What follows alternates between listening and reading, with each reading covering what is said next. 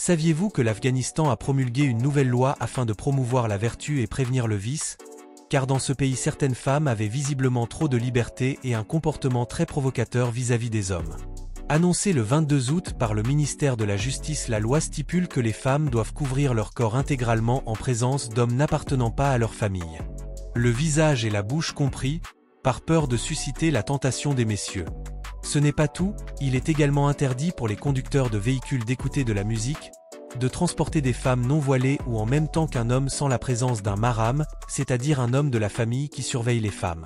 Celui-ci peut être un frère, un cousin, un oncle ou un fils majeur. C'est-à-dire qu'un garçon de 18 ans a autorité sur sa mère et ses sœurs. D'autres interdits suivent, en vrac, l'adultère, l'homosexualité punie de peine de mort, les jeux d'argent, les combats d'animaux eux aussi sévèrement réprimés.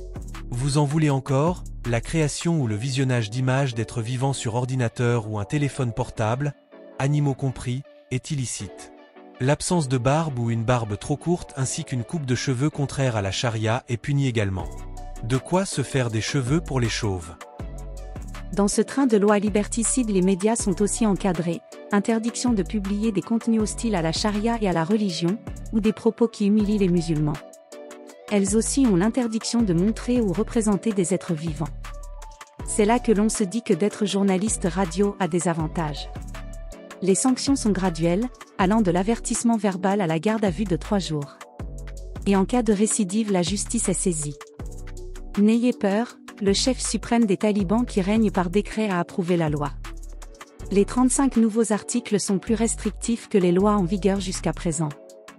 La liberté se perd toujours progressivement et souvent avec des arguments convaincants, car c'est pour votre bien. Ainsi, pour protéger la femme de toute agression, les talibans proclament haut et fort que le mieux, c'est que les femmes restent chez elles en sécurité. Logique, si elles s'abstiennent de fréquenter l'espace public, il ne sera pas nécessaire de les chaperonner. Elles devront aussi s'abstenir de chanter ou de déclamer de la poésie en public. Le son d'une voix féminine est considéré comme une violation morale à l'extérieur du foyer, donc interdiction de lire à haute voix, interdiction bientôt inutile, les fillettes ne pouvant plus aller à l'école pour apprendre à lire après 12 ans. Vive la liberté! Le retard à l'une des 5 prières obligatoires ou la possession d'une photo d'un être cher peut vous mener en prison. Quel beau et doux pays qu'est celui qui respecte le plus les commandements d'Allah. Je comprends pourquoi mourir en martyr est facile quand on a une vie si triste.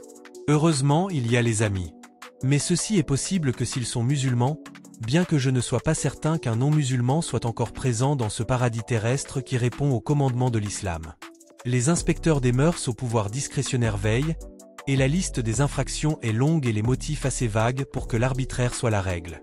Exemple, les vêtements féminins sont définis comme devant être ni fins ni serrés et ne devant pas laisser deviner les formes. Pourtant, même un sac de patates a des formes. Que reste-t-il comme liberté aux femmes, sous la loi de Dieu? Les lois sont si absurdes que l'une d'elles interdit le maquillage, mais sous une burqa, comment faites-vous pour contrôler? Le parfum est aussi proscrit. La liste est telle que je ne sais quel exemple vous donner. Interdiction de passer le permis de conduire. Pour celles qui le possèdent déjà, en plus d'être accompagnées par un homme de la famille, aucune d'elles ne peut se déplacer à plus de 78 km de son domicile sans autorisation.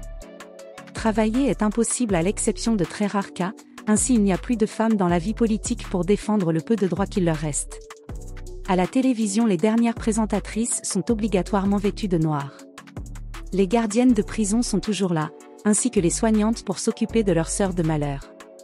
Les femmes peuvent et doivent assister aux lapidations pour adultère mais ne peuvent y participer. Sans doute n'ont-elles pas l'intelligence pour trouver les pierres qui conviennent pour la sentence. Pour rappel, celles-ci ne doivent être ni trop grosses pour ne pas tuer en moins de 2 jets et elles ne devront pas être si petites qu'on ne puisse leur donner le nom de pierre. La loi est précise. Le monde islamique est très vaste, et dans bon nombre de pays la religion est douce et tolérante. La majorité des croyants ont horreur de tels faits et seraient bien incapables de jeter une pierre sur qui que ce soit. Il n'en demeure pas moins que les textes sont là et qu'une telle interprétation en est possible. Pour une œuvre de Dieu, c'est embêtant. Inutile d'aller combattre là-bas avec des armes les talibans, cela les renforce et unit le peuple contre les envahisseurs. L'union nationale et de la Oumma est puissante. Les seules armes contre l'obscurantisme sont l'instruction et l'école. Beaucoup de croyants me diront que ceci n'est pas le vrai visage de l'islam, mais il n'y a que l'islam qui produit de tels résultats.